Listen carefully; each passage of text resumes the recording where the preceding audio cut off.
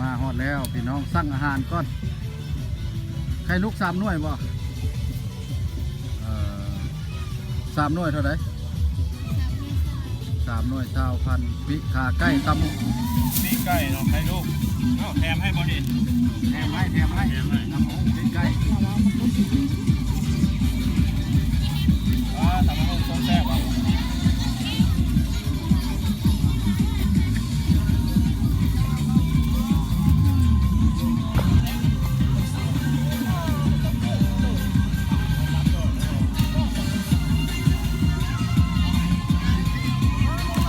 สอนอนทั่วพ้นไปก่อนแล้ว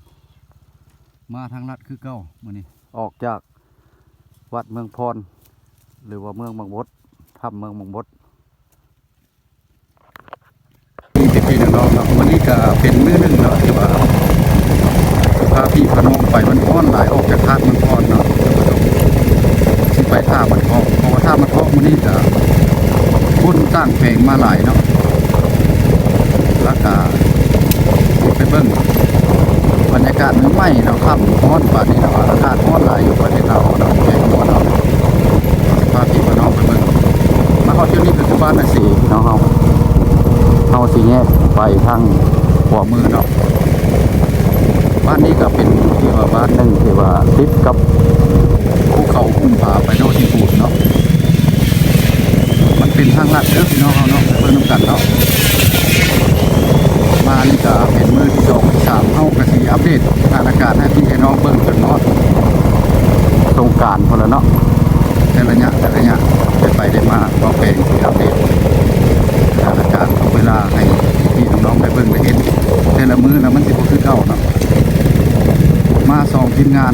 เนาะเบาสอนอนทั่วไปก่อนแล้วพี่น้องบ้านนี้เป็นบ้านทอกนายอโบแมนบ้านทอกนายอแล้วข้างหน้านะนี่เป็นบ้านนาสีมันต้องออกไปพี่น้องก็หลายบ้านนี่กับโบมักเพื่อนเนาะก็เอาเพื่อนไปเขาป่าหาเกินป่าทางลัดนี่สิยากสิง่ายแต่เพื่อนนอกกันเนาะพี่น้องได้ค่อยไปค่อยมาระวัดระวังเนาะพี่น้องเดี๋ยวนี้ก็ประมาณ4 โมงกว่าแล้วเนาะ4 โมงบ่ายแล้ว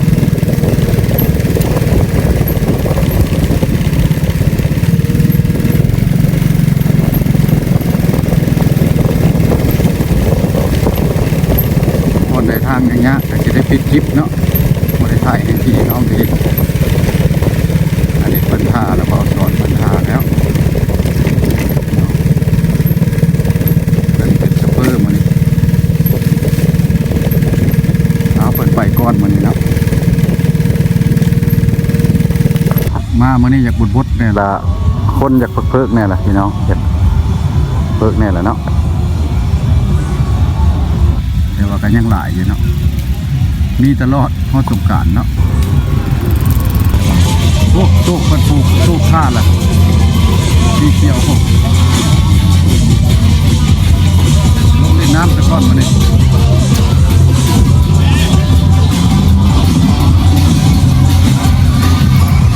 ลงแล้ววะลงละลงแล้วแม่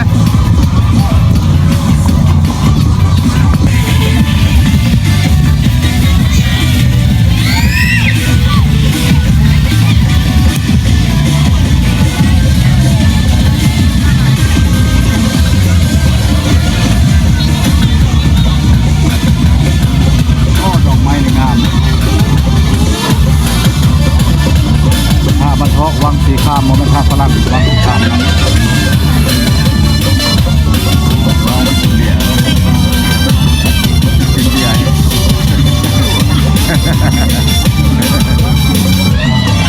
เพลงแดนเราเปิดเพลงแดน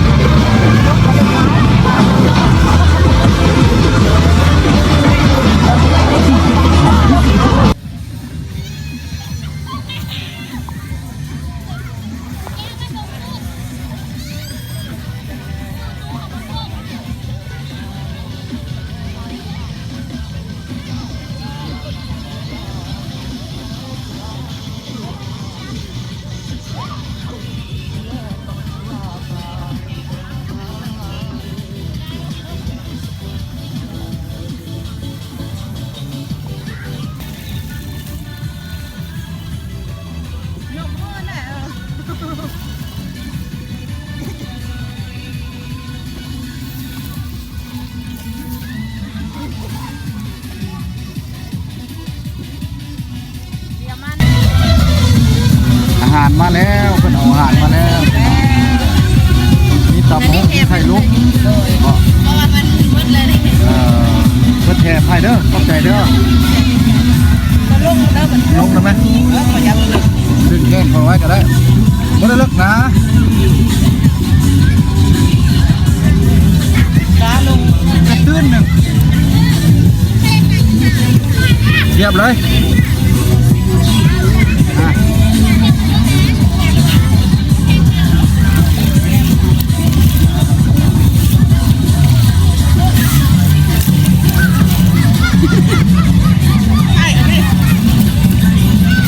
มุดเห็นไหม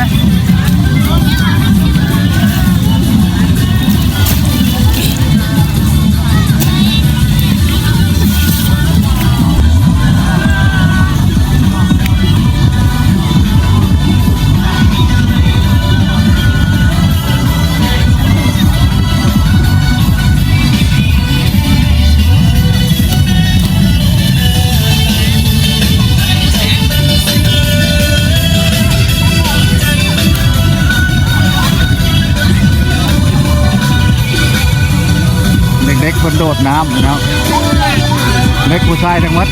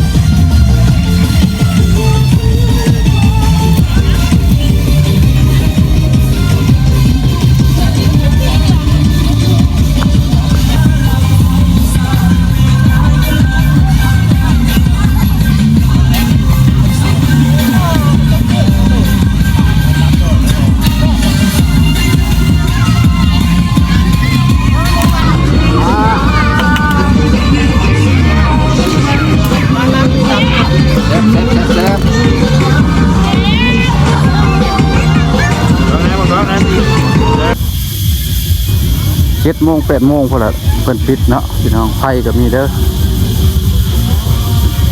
ยางขี่รถนี่ขึ้นนะ30,000ทุกมื้อมีเปิดทุกมื้อเลยพี่น้อง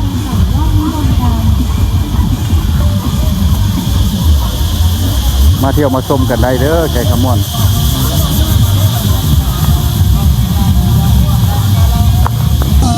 เป็นเพิ่นปิ้งหมูปิ้นเนาะปิ้นก็มีเนาะอาหารถึงทุกเมนูเนาะอันนี้เขาเอิ้นว่าตลาดน้ำเนาะพี่น้องเพราะว่า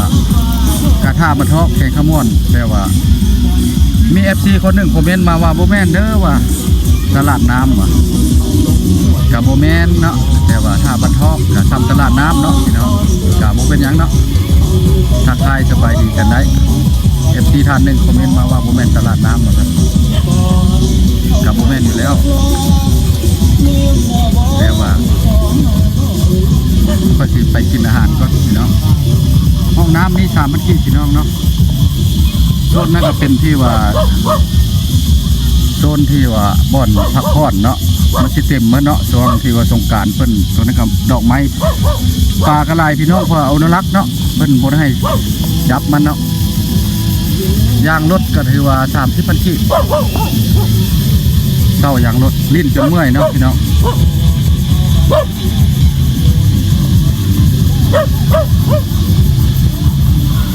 เข้าไปกินอาหารก่อนวันนี้ มีกลางแล้วปะ ได้แล้วจะได้ปิดมัน จะโดดได้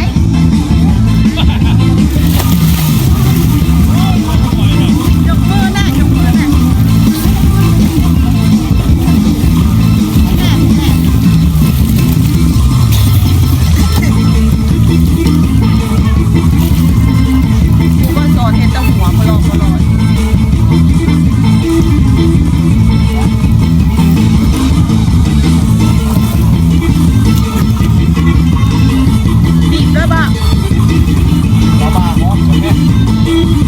ไผ่อยู่เล็กมันเล็กอยู่มันคือมันจะสายอยู่เรา เฮ้ย ให้มันไม่ฆ่าเลยมันมาปิดกระโดด งานนี้ฮอนๆเอางานเสร็จแล้ว เอาแล้วให้ได้นึง ไม่อ่ะ ร้อยน้ำค่ะ ได้ นี่ไปหาผู้สาวก่อน ขอบใจเด้อเห็นอาหารให้กินวันนี้ฮอนๆโดยขอบใจหลายๆ นี่ไปหาผู้สาว เพิ่มมากินอาหารก็ ไปบ่ อาหาร ได้คนหลับคนFC หลาย หลังนะ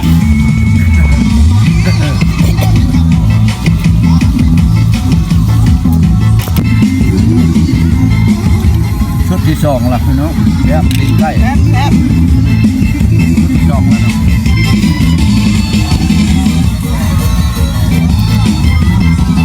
เอาเฮ็ดเพิ่นสิพาผู้สาวแล้วเอาเอาไปหาผู้สาวแล้ววะเนี่ยเอาเพิ่นสิไปยอกผู้สาวน้อยล่ะ ๆ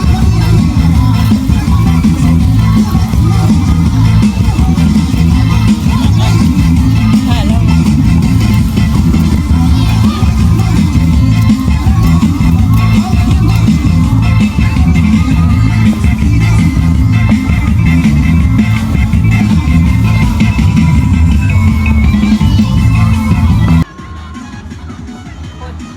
ครับพ่อพักโยกกลับก่อนพี่น้องครับแล้วเนาะกินหน้ากินในพ่อๆกันไป พระพ่อแม่เข้าไปเป็นกำลังใจเด้อพี่น้องเด้อต้องมาแบ่งบรรดาให้กำลังใจกันด้วย